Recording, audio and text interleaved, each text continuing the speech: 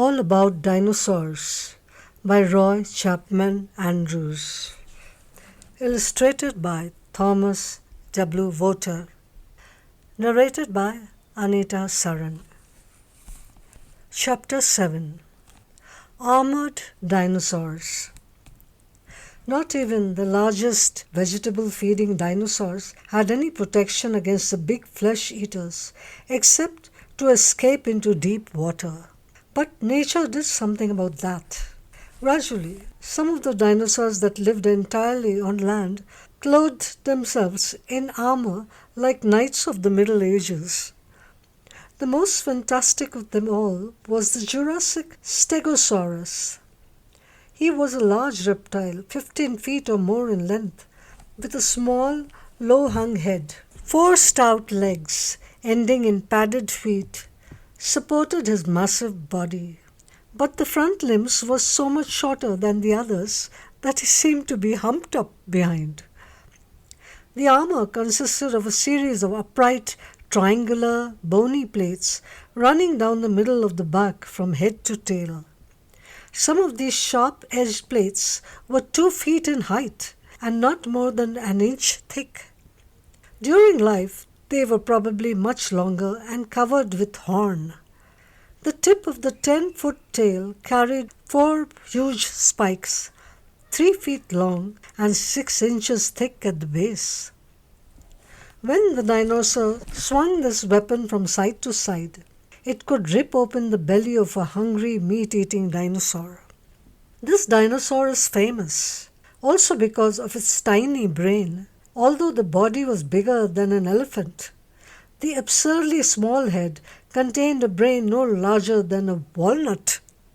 In the hips, an enlargement of the spinal cord was 20 times the size of the brain. This nerve center controlled the movements of the heavy hind limbs and the powerful tail. It has given rise to the idea that Stegosaurus had 2 brains, one in its head and one in the tail. This, of course, is not true. But certainly the dinosaur must have been even more stupid than the huge thunder lizard. Ankylosaurus. This completely armored dinosaur lived 70 or 80 million years ago in the Cretaceous period. It had a low, squat body. This was protected by heavy bone plates even on the head, and a thick, stiff tail ending in a huge, club-like mass of bone that could deal a crushing blow. There you have Ankylosaurus. He could blunder along, minding his own business, confident that even the giant king of tyrants would leave him severely alone.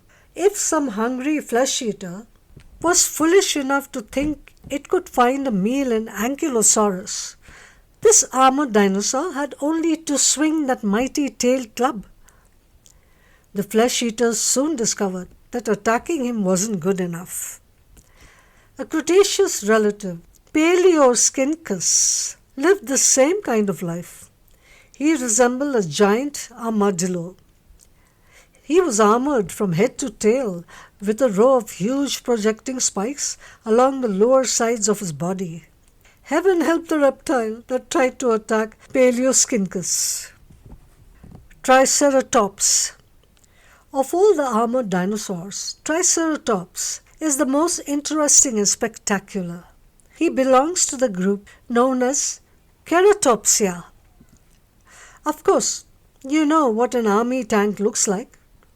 If Triceratops were alive and standing at a distance in the grass, you might think he was a tank. You would see a thick, squat body, 30 feet long, and an enormous head ending in a great flared shield. From its center, 2 guns point forward. But as you come closer, what appear to be the muzzles of machine guns turn out to be a pair of long horns. On the nose, above the hooked parrot-like beak, stands the 3rd upright horn, shorter than the others. The 3 horns give it the name Triceratops. If you looked Triceratops squarely in the face, you would notice a thick guard of overhanging bone in front of each eye. This dinosaur was a terrible fighting machine. None could stand against him except the king of tyrants. I doubt if even that creature of destruction often attacked a triceratops. We know battles did occur because we have found broken horns that had partly repaired themselves. Probably these combats were mostly among the triceratops themselves, in jealousy over some lady friend. I would like to have seen such a struggle. Two 10-ton bodies launching themselves at each other, charging horn against horn, shield against shield.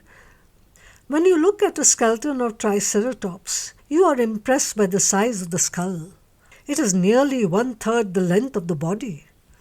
That is because it covers huge neck muscles attached to the shield.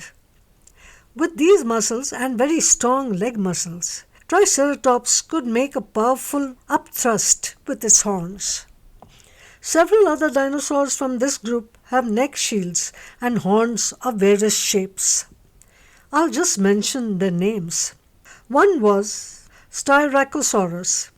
He had a large horn on the nose, only short ones above the eyes, and spikes along the edge of the frill or shield. There was Chasmosaurus, with very small horns and an upstanding shield. Also, Monoclonius. He bore one large horn on the nose, like a rhinoceros, and short, thick projections over the eyes. All of the ceratopsians were land, vegetable-eating reptiles.